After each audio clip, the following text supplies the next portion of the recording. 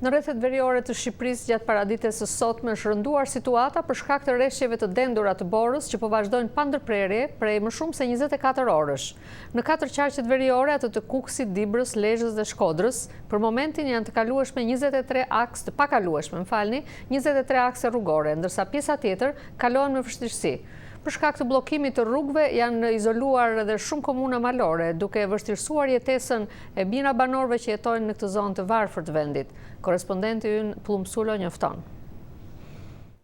Prej më shumë se 24 orësh, e gjithë zona veriore e Shqipërisë është përfshirë nga rreshje të dëndura dëbore dhe ngrica, duke bërë të pakalueshme një numër të madh aksesh rrugore në qarqet e Kukësit, Dibrës, Lezhës dhe të Shkodrës. Për momentin në këto qarqe janë të pakalueshme 23 akse rrugore, pjesa më e madhe në qarqet e Kukësit dhe Dibrës. Si rrjedhoi e bllokimit të rrugëve automobilistike, kanë mbetur të izoluara pjesa më e madhe e komunave malore në veri të Shqipërisë, zonë kjo ku banorët përballen jo vetëm me vështirësitë e motit dhe terrenit malor, por edhe me varfërinë. Vetëm në qarkun e Kukësit gjenden të izoluara 10 komuna malore, 8 prej të cilave në rrethin e Kukësit.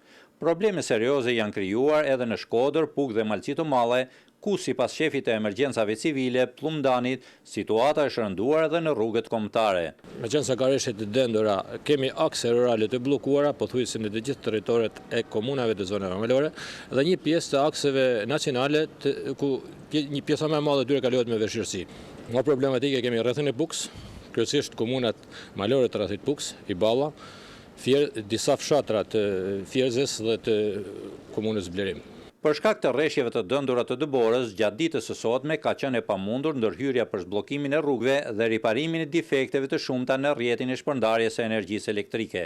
Strukturat e drejtorisë rajonale të rrugëve kanë vështirësi për momentin për të ndërhyrë, sidomos në rrethin e Bukës, sepse erat e forta dhe bora e dëndur nuk e lejojnë këto struktura të operojnë për hapjen e rrugëve.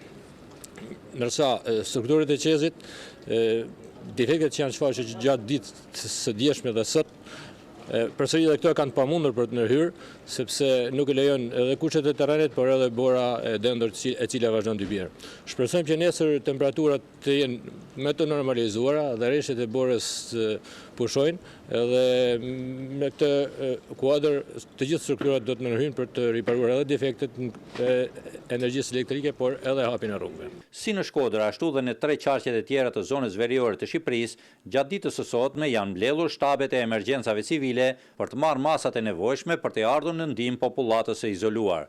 Thuajse çdo vit, zona veriore e Shqipërisë përballet gjatë periudhës së dimrit me vështirësi të shumta.